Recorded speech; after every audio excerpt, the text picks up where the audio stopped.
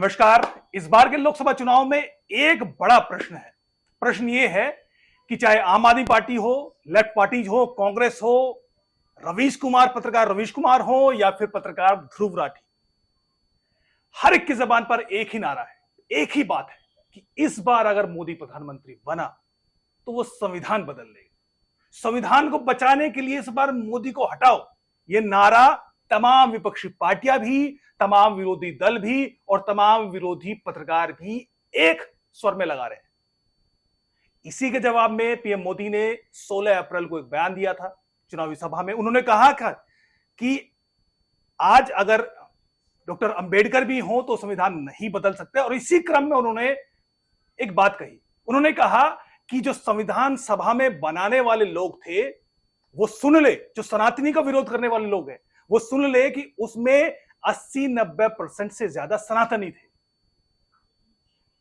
और उन्होंने इस संविधान को बनाया है जो कि राम में आस्था रखते थे। इन दोनों बातों में एक बड़ा जुड़ाव नजर आता है। इन तमाम विषयों पर बात करने के लिए हमारे साथ संविधान विशेषज्ञ डी.के. दुबे जी हैं। सर, आपका बहुत बहुत स्वागत है। सर, दोनों में एक तरह पे सवाल उठ रहा है, लेकिन पहले पीएम के बयान की बात करते हैं। ये बयान देने का क्या मतलब है कि 90% सनातनी थे?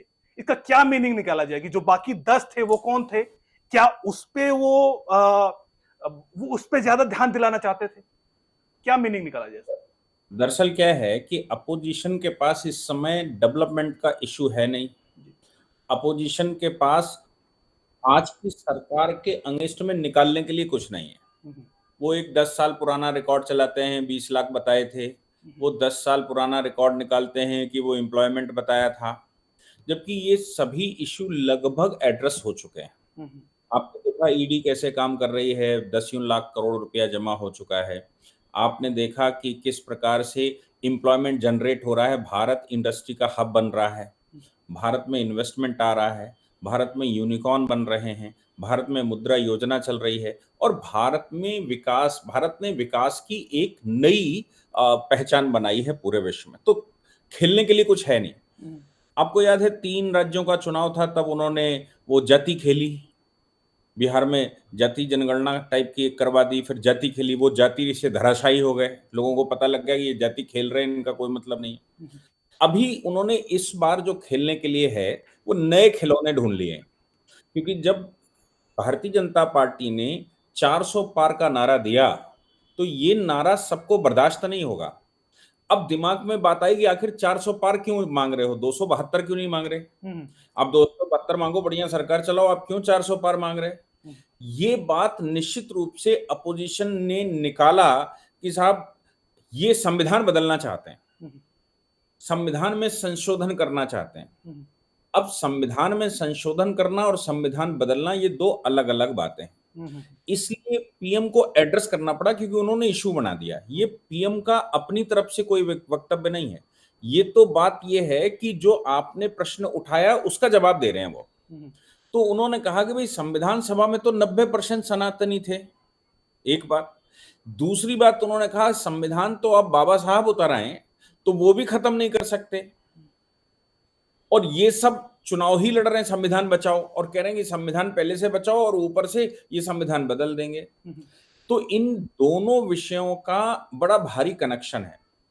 आप अगर नवंबर 1949 की बाबा साहब की स्पीच पढ़ेंगे, 25 और 26 नवंबर की, तो उस स्पीच में उन्होंने कहा है कि मुस्लिम हमसे क्यों नहीं खुश हैं।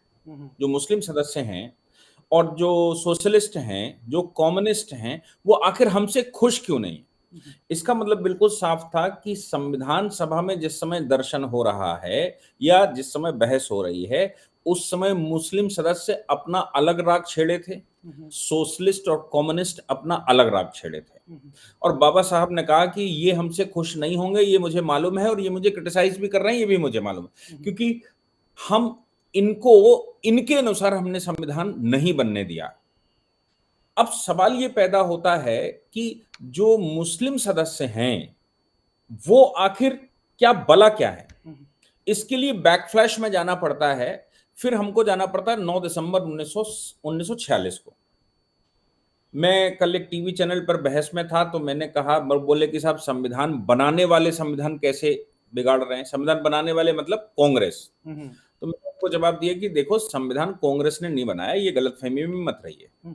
संविधान सभा का अलग से चुनाव हुआ था। संविधान सभा में 1939 में पहली बार गोपालाचारी ने प्रस्ताव रखा था सरकार के सामने, मतलब अंग्रेजों के सामने, कि भाई हमें अपना संविधान बनाने दिया जाए। 40 में वो प्रस्ताव मंजूर हो गया था, और फिर उसके बाद वर्ल्ड वार उस समय चल ही रहा था। तो 46 में लेकिन ये स्वीकार कर लिया गवर्नमेंट ऑफ इंडिया एक्ट के तहत कि भाई हमारा संविधान सभा अलग, हमारा संविधान अलग बनाएंगे, हम लोग बनाएंगे। संविधान हम लोग जो बनाएंगे, उस समय ध्यान रखने की बात है, जब संविधान सभा बनाई गई उस समय पंडित नेहरू भारत के पीएम नहीं थे।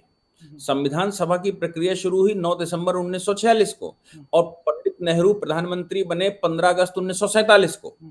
यानी कि पंडित नेहरू का संविधान सभा बनाने में कोई किसी प्रकार का योगदान नहीं। और संविधान सभा बनाने की जो प्रक्रिया थी, अंग्रेजों की खास बात ये थी कि वो एवे ही नहीं करते थे, उसका कोई ना कोई मॉडल निकालें, अच्छा या खराब, लेकिन एक मॉडल निकालते थे। तो जैसे आज राज्यसभा चुनी जाती है ना, वैसे उस समय संविधान सभा चुनी गई थी।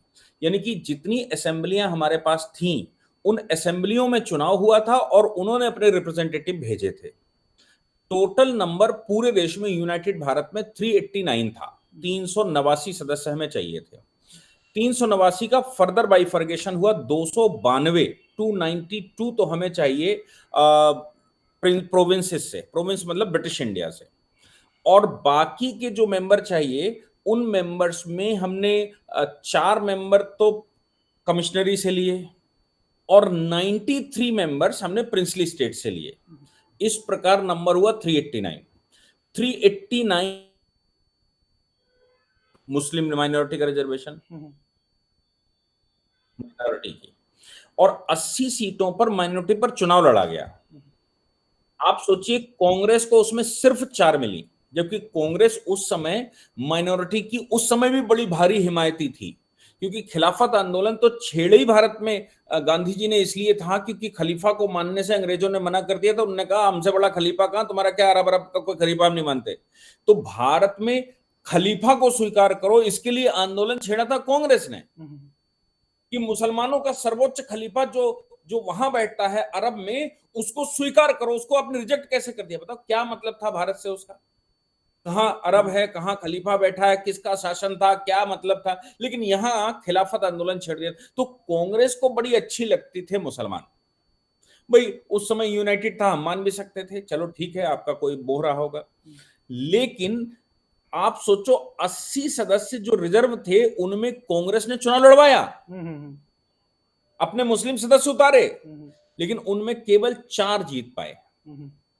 उन 4 में से एक पाकिस्तान चला गया था, मतलब जो 4 कांग्रेस के जीते, उनमें से भी एक पाकिस्तान चला गया था, और बाकी बचे 3 उनके नाम से। आप दिल्ली में सड़कें खूब देखोगे, रफी अहमद किदवई आप खूब देखोगे, आप मौलाना आजाद को खूब देखोगे वहां। तो उनमें भी भारत में खूब रोडें शोडें, स्कूल, हवाई जहाज सब बना है। अब बचते हैं 76 सीटें, 76। उस पर मुस्लिम लीग लड़ी थी, और मुस्लिम लीग 80 में से 76 सीटें जीत गई। आप सोचिए, मुस्लिम लीग 70 मतलब 80 में से 76 सीटें, कांग्रेस केवल 4। यानी कि मुसलमानों का प्रतिनिधित्व केवल एक पार्टी करती थी, वो थी कांग्रेस, वो थी मुस्लिम लीग। और मौलाना आजाद कांग्रेस के अध्यक्ष थे, मौलाना आजाद कांग्रेस के अध्यक्ष थे, उसके बावजूद मुसलमान सदस्य हम चुन पाए 4 कांग्रेस। तो मुस्लिम कॉन्सेप्ट बिल्कुल क्लियर था कि तुम खिलाफत करो चाहे अमानत करो, हमारा प्रतिनिधित्व मुस्लिम एक ऑर्गेनाइजेशन करती है, तो मुस्लिम लीग हमारी वो है, हमें कांग्रेस से कोई लेना देना नहीं। तब से लेके आज तक वही फार्मूला बना हुआ है कि उनको कोई मतलब नहीं, आप कांग्रेस प्राण निकाल के रख दे, उनको मतलब है कि ओवैसी जो कहेगा वही सही है, उनका इंडियन नेशनल मुस्लिम लीग कहेगी वही सही है। तो उनका बिल्कुल फार्मूला क्लियर था। अब मजे की बात यह है कि 9 दिसंबर को पहला सेशन शुरू हुआ, बट मतलब पीएम क्यों ऐसा कह रहे हैं, ये लोग मीडिया वाले उसको पकड़ नहीं पाए। क्यों नहीं पकड़ पाए? क्योंकि चुनाव का समय चल रहा है, पीएम सीधे नहीं कह सकते कि तुमने क्या खेल खेला था। नहीं, अभी तमाम तरह के चुनाव के बाद रिपोर्टिंग हो जाएगी। लेकिन सवाल ये पैदा होता है कि जब कॉन्स्टिट्यूएंट असेंबली बनी थी तब यूनाइटेड भारत था, पार्टीशन का कहीं नामो निशान नहीं था। और कॉन्स्टिट्यूएंट असेंबली जो बनी थी वो कैबिनेट मिशन प्लान के तहत बनी थी, ठीक है ना। अब माउंटबेटन आ गए फरवरी 1947 में माउंटबेटन आए। माउंटबेटन के 3 दोस्त थे भारत में। अभी आपने 2 सुने होंगे, एक तीसरा और था जो छुपा हुआ था। 3 दोस्त थे, एक जिन्ना, नेहरू और वीके कृष्णा मेनन। ये 3 उनके पक्के वाले दोस्त थे। वीके कृष्णा मेनन नई सरकार में विदेश मंत्री बने। दूसरा मित्र जो जिन्ना है उसने पाकिस्तान मांग लिया, और तीसरा मित्र जो कांग्रेस में इररिलेवेंट है, यानी कि सरदार पटेल प्रिवेल कर रहे थे। वो किस्सा सबने सुना होगा, 14 में से कितने चुन लिए। तो नेहरू अकेला वोट लिए बैठे थे, यानी कि नेहरू प्रधानमंत्री नहीं बन सकते थे। लेकिन आ गए कौन? आ गए माउंटबेटन, मित्र आ गया भाई। तो मित्र के समय जब 2 मित्रों का झगड़ा हुआ तो ये हुआ कि साहब पार्टीशन कर देते हैं तुम दोनों को ही हम प्रधानमंत्री राजा बना देंगे 2 राज्यों का। तो पार्टीशन की थ्योरी लाए माउंटबेटन कि साहब हम पार्टीशन चाहते ही नहीं है, हम ये कर रहे हैं वो कर रहे हैं। हकीकत में माउंटबेटन तो पार्टीशन ही लेकर आए थे। को पता लग गया कि भाई ये बात है, तो मुस्लिम लीग ने पहले 3 सेशंस में भाग ही नहीं लिया। क्यों? क्योंकि 16 अगस्त को आपको याद है 1946 में भारत में दंगे हो गए थे। और ये दंगे, वो अगस्त प्लान था, मतलब कैबिनेट मिशन कह रही थी कि हम ये बनाएंगे। दंगे हो गए, फिर भी इन्होंने कॉन्स्टिट्यूएंट असेंबली में चुनाव लड़वा लिया, सदस्य चुनवा लिए। लेकिन एक भी मुस्लिम सदस्य जो मुस्लिम लीग का था वो कॉन्स्टिट्यूएंट असेंबली में आए ही नहीं। उन्होंने कहा साहब नॉट बिलो देन पाकिस्तान, हमें पाकिस्तान से कम कुछ नहीं चाहिए। तो 3 सेशन हो गए असेंबली के, पहला, दूसरा और तीसरा। तीनों सेशंस में मुस्लिम लीग का एक भी सदस्य पार्टिसिपेट किया ही नहीं। उसने कहा ये हमारे बनेगी, हम वहां जाएंगे, हम इस असेंबली में भाग नहीं लेंगे। भाग लेने वाले वही 4 थे जो कांग्रेस के टिकट से आए थे। तो जब भाग नहीं लिया, उसके बाद क्या हुआ घटना कि माउंटबेटन एग्री हो गए पार्टीशन के लिए कि हम पार्टीशन करवाएंगे। जिन्ना एग्री हो गए, नेहरू एग्री हो गए पार्टीशन के लिए। अभी भी नेहरू प्रधानमंत्री नहीं है भारत के, अभी भी नेहरू केवल मित्रता चल रही है। जैसे ही माउंटबेटन एग्री हुए कि हम पार्टीशन करवाएंगे, पाकिस्तान नया बनाएंगे, आप विश्वास करो 27 सदस्य मुस्लिम लीग के अचानक चौथे सेशन में प्रेजेंट हो गए। अब इसकी गणित भी समझनी चाहिए कि 389 की टोटल मेंबरशिप थी, 90 सदस्यों के आधार पर पाकिस्तान बना था। मतलब पाकिस्तान बना तो टोटल नंबर रह गया 299 कि भाई अब ये पाकिस्तान में जो पाकिस्तान के हिस्से चले गए हैं उनमें से 90 सदस्य बनते हैं, उधर उनको ले जाओ। तो यहां बचे 299। 299 बचने के बाद मुस्लिम लीग को कहां जाना था? वो तो पाकिस्तान मांग रहा था, वो तो कॉन्स्टिट्यूशन असेंबली में भाग ही नहीं ले रहा था, कह रहा कॉन्स्टिट्यूशन हम बनाएंगे ही नहीं। तो मुस्लिम सदस्यों को, मुस्लिम लीग को जाना था पाकिस्तान सबको। 27 सदस्य उसमें से यहां रुक गए और वो सब मुस्लिम लीग के थे। और मुस्लिम लीग चली गई पाकिस्तान और सदस्य रह गए कॉन्स्टिट्यूएंट असेंबली में। ये किसका काम था कि कॉन्स्टिट्यूएंट असेंबली में से सारे मुस्लिम लीग जब पाकिस्तान ले गई है तो मुस्लिम लीग के सारे सदस्यों को यहां डिसमिस करते और कहते भाई मुस्लिम लीग तो यहां से जा रही है, तो मुस्लिम लीग के तो कोई सदस्य यहां रहेंगे नहीं, अब तो कांग्रेस और बाकी पार्टियां बसती हैं। लेकिन मजे की बात यह है कि कांग्रेस प्रिवेल कर रही थी, उसके बावजूद मुस्लिम लीग के 27 सदस्य हमारी असेंबली में थे। अब टोटल नंबर कितना बताया मैंने? 299। 299 का 10% कितना होता है? 30। और टोटल मुस्लिम मेंबर कितने हैं? 27 + 4 31। 31 यानी कि मोर देन 10% सदस्य अभी असेंबली में माइनॉरिटी के रह गए, जिन्होंने पाकिस्तान बनाया था, जिन्होंने पाकिस्तान की मांग की और रुक गए यहां पे। पाकिस्तान के लिए आंदोलन किया, डायरेक्ट एक्शन चलाया, कॉन्स्टिट्यूएंट असेंबली का बहिष्कार कर दिया, 3 सेशंस में आए नहीं, ऑब्जेक्टिव प्रस्ताव स्वीकार नहीं किया और कहा कि हमें इस असेंबली से कोई लेना देना नहीं है। लेकिन उसके बावजूद जैसे ही पार्टीशन हुआ या पार्टीशन के लिए घोषणा हुई, वैसे ही वो प्रेजेंट हो गए और उस समय की कॉन्स्टिट्यूएंट असेंबली के लोगों ने किसी ने भी ऑब्जेक्शन नहीं किया कि ये क्यों यहां पर बचे हुए हैं। इसलिए पीएम कह रहे हैं कि भाई 90% सनातनी थे, 100% क्यों नहीं थे जब हिंदुस्तान और पाकिस्तान का मजहब के आधार पर बंटवारा हो गया। जब पाकिस्तान बनाया ही मुस्लिम लीग ने, तो फिर मुस्लिम लीग के सदस्य हमारे यहां क्यों रह गए? इसका जवाब कौन देगा? और संविधान में ये जो कर गए हैं मुस्लिम लीग के सदस्य, जो दुनिया भर का प्रोपोगंडा लिखा है जिसकी वजह से हिंदुस्तान की ग्रोथ रुकी हुई है, उसका हिसाब कौन देगा? जब रिलीजियस आधार पर आपने पाकिस्तान बना लिया है और वो सदस्य पाकिस्तान की मांग ही कर रहे थे, इसलिए वो आए नहीं, उसका एविडेंस है कि वो आए नहीं। अब कैसे चुन सकते हैं कि मैं कॉन्स्टिट्यूएंट असेंबली में रहूंगा? वो कैसे कॉन्स्टिट्यूएंट असेंबली में चले आएंगे?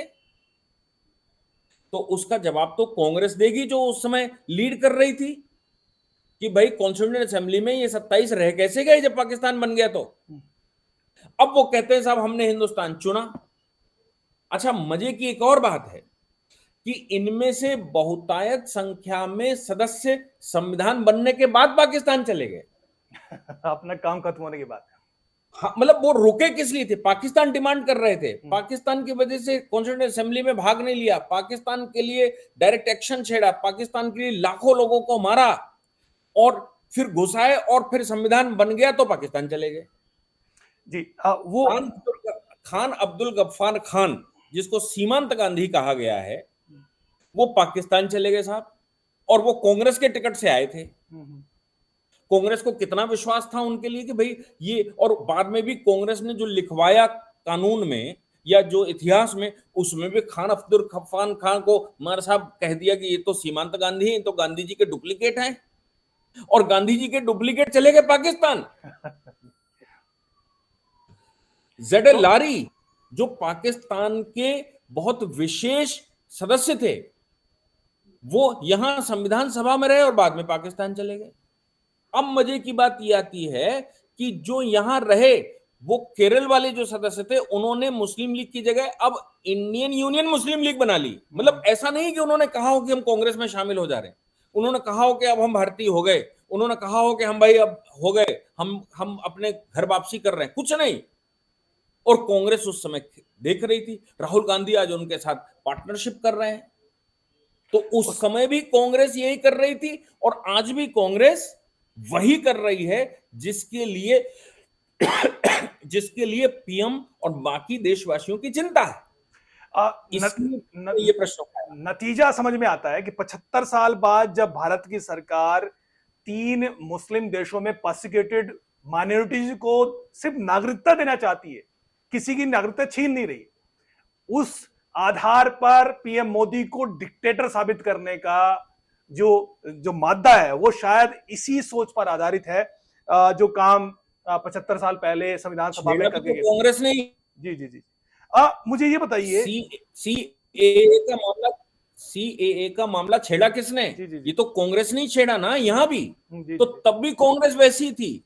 और आप 35 कैपिटल तो आप जम्मू कश्मीर कर रहे थे, 35 कैपिटल भी कांग्रेस ने दिया था, नेहरू जी ने दिया था, और नेहरू जी ने 35 कैपिटल जम्मू कश्मीर राज्य को दे दिया था का, और उसमें उन्होंने हिंदुओं को वहां का नागरिक निवासिता भी नहीं दी।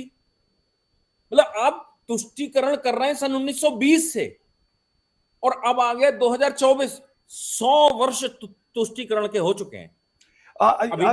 यकीनन हमने देखा कि संविधान बनाते वक्त जो हुआ, संविधान जिस तरह से बनाया गया, वो आज इतिहास है। लेकिन 75 साल बाद हम मुड़कर देखते हैं, आज ऐसी अगर आवश्यकता पड़ती है, और हम जानते हैं कि अगर कोई थोड़ा बहुत कानून भी समझता है, कानून का जानकार है, वो सब जानते हैं कि constitution is an ever changing document.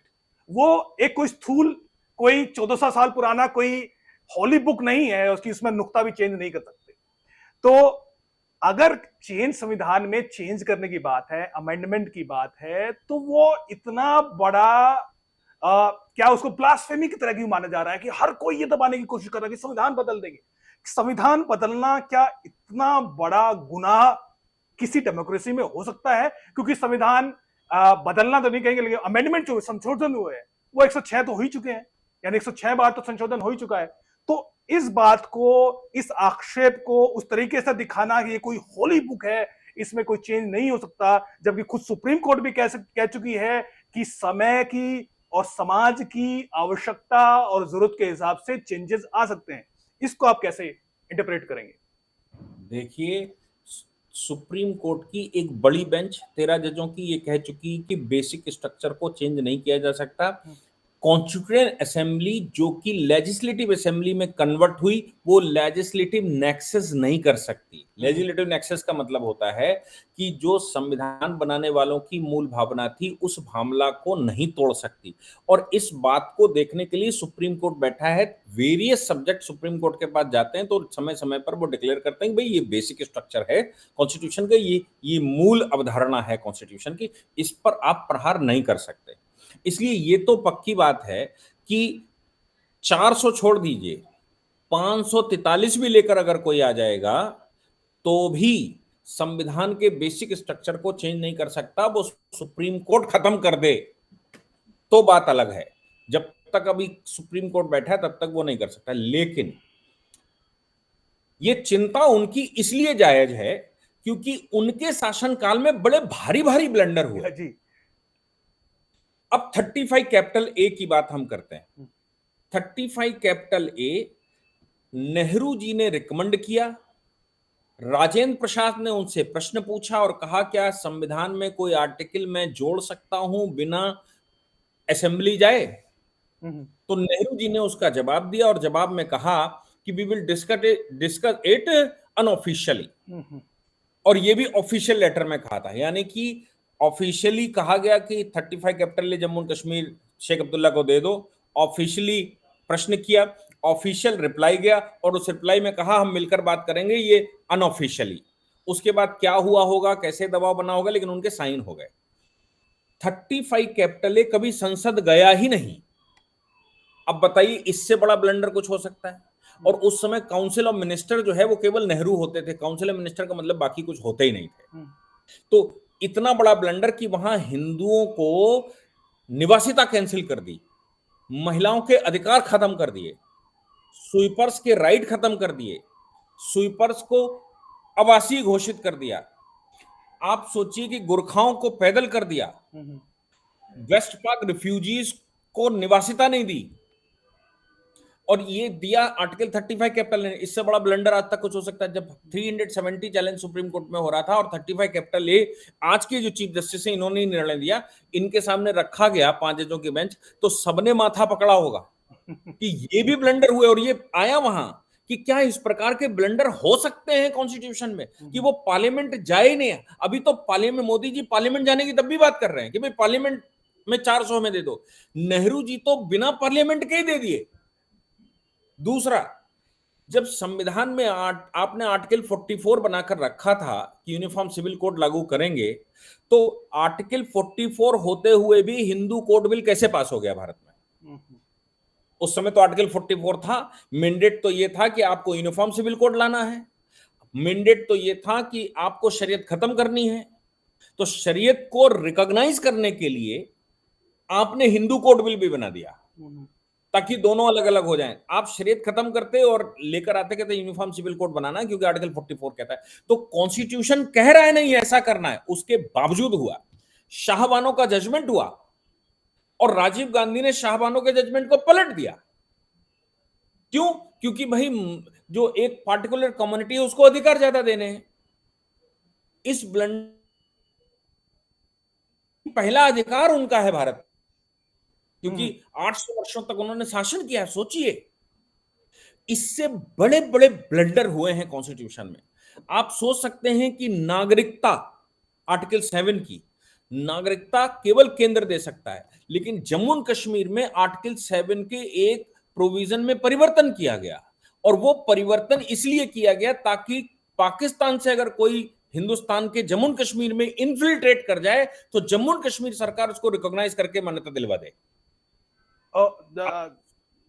Ji ji, even 42वां संशोधन जिसमें 59 आर्टिकल को या तो चेंज किया गया या संशोधित किया गया या नए ऐड किए गए, तो उसको तो मिनी संविधान बोला गया था इंदिरा का, कि इंदिरा ने अपना मिनी संविधान उसमें ऐड कर दिया है। अच्छा, जब वो 42वां संविधान संशोधन चैलेंज हुआ और सुप्रीम कोर्ट के 13 जजों की बेंच ने डिसीजन दे दिया, तो इन्होंने एक बहुत बड़ा ब्लंडर किया। ब्लंडर ये किया कि टॉप सीनियर 3 जजेस जिन्हें जजमेंट, जस्टिस खन्ना जिन्होंने जजमेंट बड़ा अच्छा लिखा था, उन 3 को बाईपास करते हुए चौथे को चीफ जस्टिस बना दिया, क्योंकि वो 3 जो थे सीनियर मोस्ट, उन्होंने जजमेंट लिखा था और उस जजमेंट में इनकी बखिया उधेड़ दी थी, मतलब कानून को इंटरप्रेट किया था। तो इनको लगा अगर इनमें से कोई चीफ जस्टिस बन जाएगा तो इंदिरा गांधी तो खुद में कॉन्स्टिट्यूशन है, ये कैसे चलेगा। तो उन्होंने 3 को बाईपास करके चौथे को, और मजे की बात है उन 3 ने इस्तीफा दिया और सरकार ने स्वीकार किया। सरकार ये भी तो कह सकती थी हमसे गलती होगी नहीं, हम आपकी प्रक्रिया आपको देते हैं, लेकिन सरकार ने स्वीकार किया क्योंकि सरकार उनको देखना नहीं चाहती थी। इतने बड़े बड़े ब्लंडर इन्होंने किए, उसके बावजूद जब भी मामला सुप्रीम कोर्ट गया तो सुप्रीम कोर्ट ने उस पर एक बेंच बिठाकर क्लैरिफिकेशन किया है और जो लेजिस्लेटिव नेक्सस है उस नेक्सस को समाप्त करते हुए उसको अवैधानिक घोषित किया है और फिर एक लिमिट बांध दी कि क्या कर सकते क्या नहीं कर सकते। तब उन्होंने कहा कि आप संविधान में संशोधन कर सकते हैं लेकिन मूल भावना में संशोधन नहीं कर सकते। अब इससे जुड़ा एक और सवाल है, बड़ा बेसिक सा सवाल है मेरा, क्योंकि बार बार यही आ रहा है कि अगर नहीं कर सकते तो ये मूल भावना क्या है, ये जो बेसिक स्ट्रक्चर है, क्या सुप्रीम कोर्ट ने इसे कभी डिफाइन किया है कि भाई इन बातों को छोड़कर आप संविधान संशोधन कर सकते हैं, लिमिटेड आपको अमेंडमेंट की पावर है। देखिए, कॉन्स्टिट्यूशन की जो बेंच बैठती है, कॉन्स्टिट्यूशनल बेंच, उस बेंच ने समय समय पर जब उनके सामने प्रश्न आया तो जो प्रश्न आता गया उसको वो डिफाइन करते गए कि ये बेसिक स्ट्रक्चर है कि नहीं है। जैसे एसआर बॉम्बे का जजमेंट आया जब 9 प्रदेशों की सरकार गिरा दी गई थी, तो एसआर मुंबई में ऑनरेबल सुप्रीम कोर्ट ने कहा secularism is the basic structure. वो राम मंदिर का केस था जो उस समय ढांचा गिराया गया था, तब की बात है। तो उन्होंने कहा था कि secularism is the basic structure. तो बेसिक स्ट्रक्चर की जो समय समय पर थ्योरी आती है वो आती है, जैसे इन्होंने अभी कहा कि independence of judiciary is the basic structure.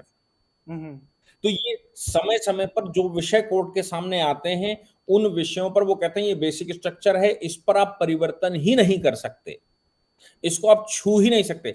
लेकिन हमारे पास ना तो सुप्रीम कोर्ट ने बेसिक स्ट्रक्चर में कौन कौन से आर्टिकल आते हैं और क्या उसकी मूल भावना है वो डिफाइन किया, और ना ही पार्लियामेंट ने अभी तक किया। अच्छा, तो ये तो स्कैटर्ड भाव में आता है और उसकी परीक्षण होता है। हाँ, लेकिन एक चीज तो समझ में आती है कि मूल स्ट्रक्चर यानी वो मूल भावना जो कि संविधान निर्माताओं ने बनाते वक्त सोचा होगा। मसलन सेकुलरिज्म का जिक्र आपने मूल भावना में किया, सेकुलर शब्द तो नहीं था।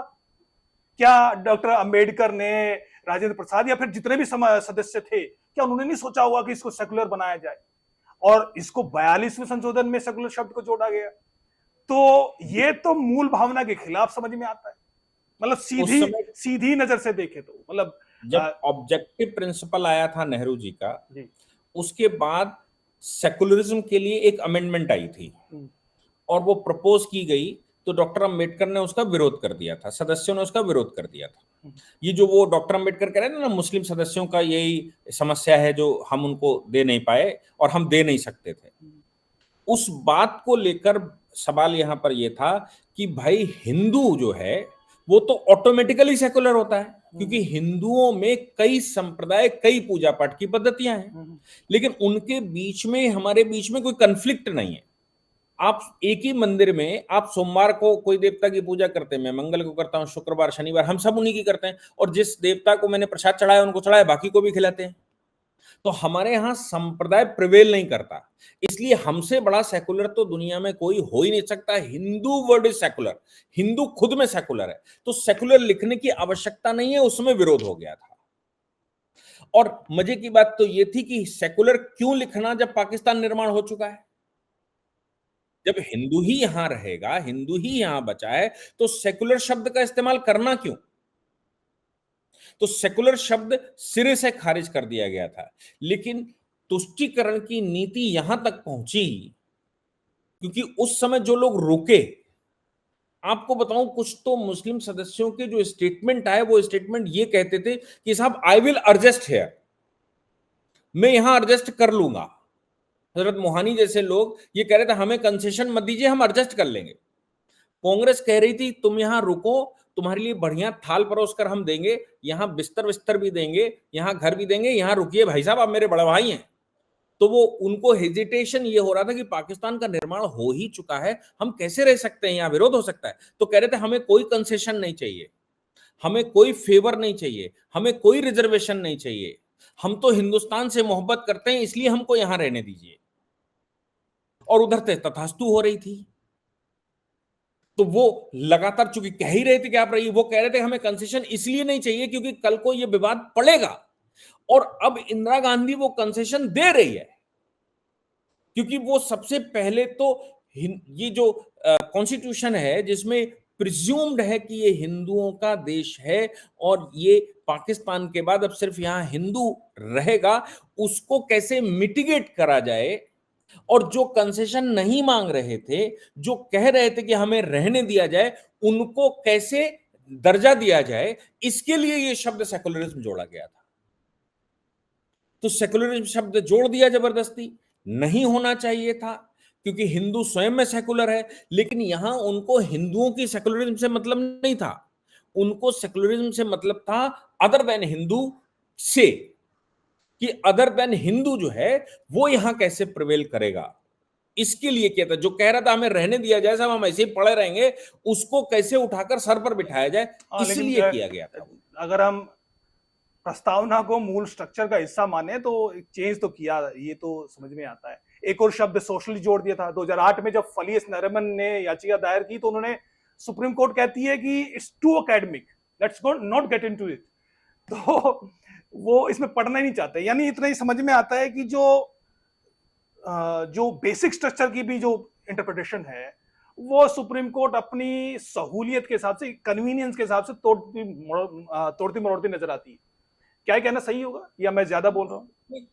नहीं, तोड़ती फोड़ती तो नहीं कहना चाहिए, लेकिन होता क्या है कि 11 जजेस की बेंच बैठी गोलकनाथ की, उसमें 6-5 से डिसीजन आ गया और डिसीजन ये आ गया कि फंडामेंटल राइट को छूना भी फंडामेंटल राइट के अगेंस्ट में है। भाई आपको खत्म करना भी तो आपके विरुद्ध में है, आपको गाली नहीं देना, आपको खत्म कर देना भी तो विरोध है। तो उन्होंने कहा कि इसमें फंडामेंटल राइट में संशोधन खुद फंडामेंटल राइट के खिलाफ है। अब 11 जजों की बेंच के बाद 13 की बैठी, तो अब 7-6 से डिसीजन आ गया। बहुत ज्यादा समय नहीं था दोनों बेंचों में, तो पहली बेंच ने 6-5 से डिसीजन किया, इसका मतलब 5 डिसएग्री थे, 5 की परिभाषा दूसरी थी और 6 की परिभाषा दूसरी थी। लेकिन जब 13 बैठ गए तो 7-6 का डिसीजन आ गया, यानी कि जो 5 इधर हो सकते थे वो अब 7 हो गए। जो 5 माइनॉरिटी थे जिनके अगेंस्ट में ऑर्डर था वो अब 7 हो जाएंगे, तो वो 6 रह जाएंगे, तो गिर जाएगा पुराना डिसीजन। यानी कि वहां पर भी संख्या जिसकी ज्यादा होगी वो डिसाइड करेगा, यही डेमोक्रेसी, वो डिसाइड करेगा, यही डेमोक्रेसी है, वहां पर भी समझ में आता है। लेकिन एक चीज जो यहां पर समझ में आती है वो, अगर हम बात करें कोलिजियम की, तो मूल स्ट्रक्चर तो ये कहता है कि भाई एग्जीक्यूटिव के पास पावर हो, लेकिन यहां पर भी कोलिजियम कहते हैं कि नहीं नहीं, ये तो मूल स्ट्रक्चर ये है, कहता है कि कोलिजियम ही मतलब ये जो अपॉइंटमेंट्स की जो वो है। हाँ, मैं इसका किस्सा बताता हूं आपको। एसपी गुप्ता का केस आया सुप्रीम कोर्ट में, SP Gupta versus union of India, इसको जजेस ट्रांसफर केस 1 कहते हैं। और उस समय के चीफ जस्टिस ने ये कहा कि भाई appointment is a pure executive function और ऑस्ट्रेलिया की तर्ज पर एक अपॉइंटमेंट कमीशन बनना चाहिए जो कि अपॉइंटमेंट जजेस के करे। हमारा फंक्शन जुडिशियल फंक्शन है, हम तो डिसीजन देंगे जो मैटर मेरे पास आएगा, लेकिन हमारा काम अपॉइंटमेंट करना नहीं है। ये सुप्रीम कोर्ट ने अब, और इससे पहले बेसिक स्ट्रक्चर थ्योरी आ चुकी थी 73 में, ये डिसीजन है 82 का। अब सोचिए कि उस समय के चीफ जस्टिस ने क्या कहा कि भाई हमारा जो रोल है वो जुडिशियल फंक्शन है, बाकी अपॉइंटमेंट एग्जीक्यूटिव फंक्शन है, और नो डाउट एग्जीक्यूटिव को ही करना चाहिए, यानी कि सरकार को करना चाहिए। लेकिन सरकार भी उसको सही से करे, इसके लिए एक जुडिशियल अपॉइंटमेंट कमीशन बनना चाहिए, जो ऑस्ट्रेलिया वगैरह देशों में है, जो स्पेशलिस्ट या जो होनहार लोगों को ढूंढ सके। बिल्कुल वैसे जैसे यूपीएससी है, एससीज है, वैसे ही भाई जुडिशियल अपॉइंटमेंट कमीशन भी होना चाहिए। जेएससी उसको कहा गया था। लेकिन 2014 में जब केंद्र सरकार ने NJAC national judicial appointment commission बनाया, वो चैलेंज हो गया। तो 5 जजेस की बेंच ने कहा कि भाई judiciary is independent, that is an basic structure. तो बेसिक स्ट्रक्चर तो यह है कि डिस्ट्रीब्यूशन ऑफ पावर। अब दो बेसिक स्ट्रक्चर यहां टकरा रहे हैं। डिस्ट्रीब्यूशन ऑफ पावर का मतलब है कि संसद का अपना रोल होगा, सरकार का अपना रोल होगा, और कोर्ट का अपना रोल होगा। तो ये बेसिकली अपॉइंटमेंट एग्जीक्यूटिव का काम है, सरकार का काम है। सरकार वैकेंसी निकालती है, सरकार फिलअप करती है, और उस पर कानून बनाने का काम संसद का है। और इनमें कोई कंफ्लिक्ट होता है तो सुप्रीम कोर्ट का है। अब सुप्रीम कोर्ट ने 2015 में यह कह दिया कि नहीं, अपॉइंटमेंट भी हम ही करेंगे, मतलब एग्जीक्यूटिव का काम नहीं, चूंकि जुडिशरी इंडिपेंडेंट है इसलिए इसके अपॉइंटमेंट भी हमको ही करने होंगे। अभी तो मतलब एक और बात चर्चा में आ रही है, वो ये है कि अब सरकार और पार्लियामेंट से सैलरियां भी नहीं आएंगी, सैलरी भी सीधी वहां से आएगी। यानी कि जो संचित निधि भारत की है उस पर अगर चीफ जस्टिस आदेश कर देगा तो फिर सीधी सैलरी आएगी आपसे, उससे मतलब, क्योंकि इंडिपेंडेंट ऑफ जुडिशरी है। तो अब मर्जी हो उतनी सैलरी बढ़ा लो, और आप जैसे सेकंड जुडिशरी कमीशन बैठा दिया, सैलरी कमीशन पहला बैठा दिया, तीसरा दूसरा बैठा दिया, दूसरे में 3 गुनी सैलरी कर दी सभी जजेस की। सरकारें कहती रही साहब हमारे ऊपर इतना लोड आएगा और फिर हम इनको सैलरी इतनी देंगे तो फिर हमारे पास जो बाकी एग्जीक्यूटिव आईएएस पीसीएस अधिकारी हैं उनके फिर हम पैरिटी बिठानी पड़ेगी, 3 गुनी सैलरियां इनकी हो जाएंगी। तो उन्होंने कहा, सुप्रीम कोर्ट ने उस समय कहा कि नहीं, आप जुडिशियल अफसर्स को उस आईएएस ऑफिसर से कैसे कंपेयर कर सकते हैं। जुडिशियल अफसर बहुत काम करता है, वो बहुत दिमाग लगाता है, वो बहुत पढ़ता है, उसकी सैलरी ज्यादा होनी चाहिए क्योंकि वो हमारे अंडर में आता है। आप सोचो कि ये किस तरह की बेसिक स्ट्रक्चर थ्योरी है। लेकिन भाई सुप्रीम कोर्ट ने कह दिया मान्य है हमको भी आपको, और यही कानून है, और वो कानून हमको सबको मानना पड़ेगा, और हम मानते हैं उसको। तो ये जो बेसिक स्ट्रक्चर वगैरह की थ्योरी है ये डिपेंड करती है बेंच टू बेंच। बड़ा इंटरेस्टिंग इसलिए है क्योंकि डिक्टेटर मोदी का जो पहला अमेंडमेंट 99 जिसका जिक्र आपने किया एनजेएसी का, उसको स्ट्रक डाउन सुप्रीम कोर्ट कर देती है, और उस पे पलट के मोदी सरकार कुछ करती नहीं है, लेकिन डिक्टेटर वही है। बहरहाल बहुत शानदार और बहुत मजेदार बातचीत रही, और आगे भी इस चर्चा को जारी रखेंगे सर। बहुत बहुत धन्यवाद। नमस्कार।